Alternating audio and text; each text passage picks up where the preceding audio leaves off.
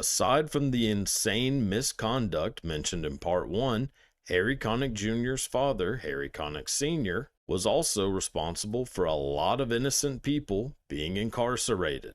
In 1984, an African American man named John Thompson was convicted of murder and spent 18 years in prison before it was discovered that Harry Connick Sr.'s office had withheld evidence that would prove his innocence. In 2007, John Thompson sued Harry Connick Sr.'s office and was awarded $14 million.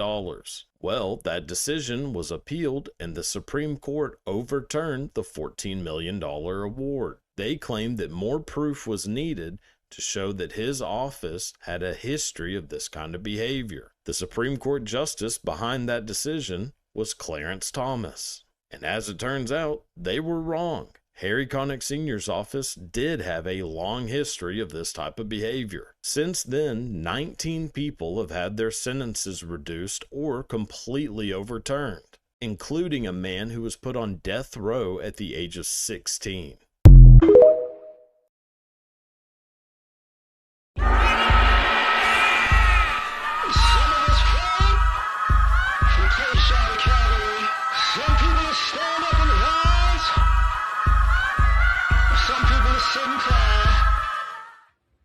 What's happening? This is about the crimes that aren't crimes, and you leave Harry Connick Jr. out of this. You get what I'm saying? What his dad is a part of is different from his life, but in this scenario, the thing about it is this: he wasn't the only. That wasn't the only firm that was doing that. If y'all remember the story, it was two men that got released. That he got released, I think, from Angola, and wound up having like colon cancer, and he was only free for like maybe 6 months to a year before he died. And the lawyer came, or what, the DA, whatever that was at the time, came trying to, will you forgive me? And the black dude told him, hell no, because that's what he went there for. And he told him, like, look, man, you done built your whole life around this. You got promotions around this. You made money off of this. You made a career out of this. But now you want forgiveness, because they sued Louisiana too, and how they might have won, they might have not. But and that's just Louisiana. There are numerous cases like this in America. It's been like this, where lawyers, even the police force, held evidence that would have exonerated somebody, or just have somebody found not guilty. But because they were black, nah, we're not doing that. And just like the thing that he talked about with the Supreme Court decision about the $14 million, they struck it down, and it was like Clarence Thomas. No, it's the Supreme Court. Clarence Thomas was one of the people that struck it down, 5-4. It lost 5-4. I don't like when y'all do that. When y'all play this racial game, like like at some point we're gonna blame a black dude. You know, he's part of that problem, yes. But name the other four justices that did that. And then after this happens, you have this you have more people. You have, almost 20 people come out, and it shows, oh, they did that to them too. Same firm. It's not a state. It's the same group of people basically. And this is what I mean by crimes that aren't crimes. And when people talk about reparations, and one of the issues with reparations is stuff like this, because the government, when people have done wrong in this lifetime, right? They just, oh no, let's figure out a technicality to make sure they get nothing. Yeah, we'll save getting something for the white folks. It's like, oh, okay. And I say that because remember, the not too long ago, I think one of the last living members of the the Tulsa massacre, was in the Capitol, and they basically told her, "No, no, we're just gonna act like we're just gonna have this is a dog and pony show. We're gonna just have you here talking to Mike a little bit, and then work on being indifferent like we always do."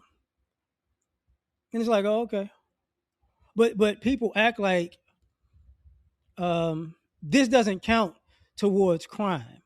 This doesn't count towards criminality. This is just quote unquote hardworking people who have made mistakes and they're doing their job. And sometimes people fall through the cracks. Mm-hmm. Wasn't that Central Park Five? Wasn't that the same thing? Wasn't that the same thing? What about Rampart? Wasn't that the same thing? I forgot the guy in Chicago who would take black men in the building and torture them. Same thing, right? See, all of this criminality is not a crime.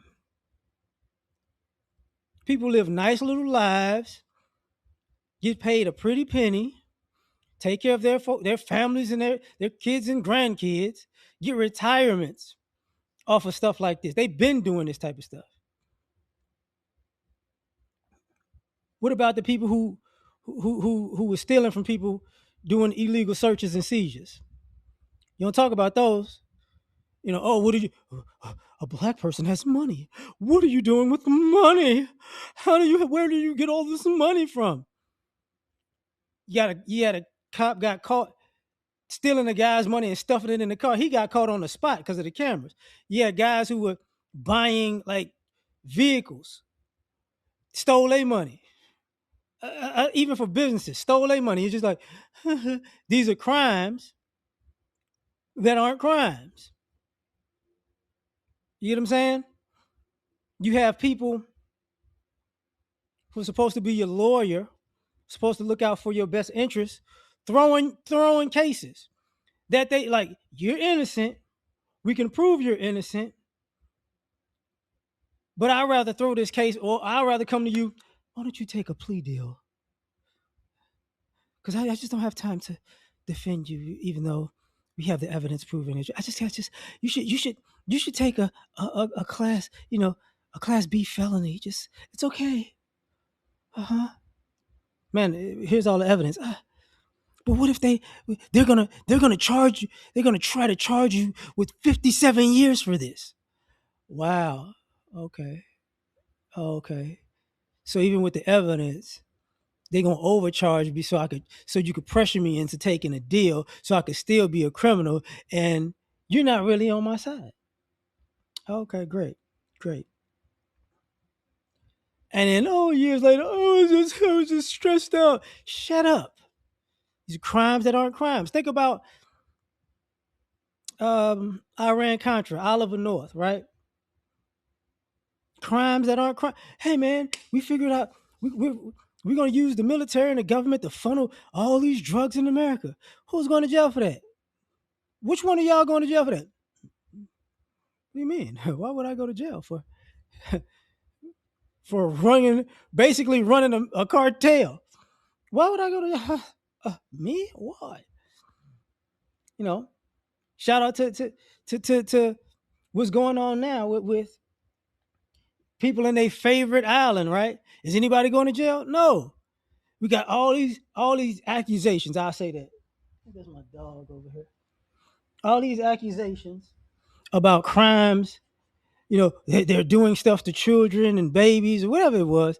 I don't know if it's babies, but crimes that aren't crimes. It's like, well, let's worry about the Strait. Let's worry about the Strait of Hormuz.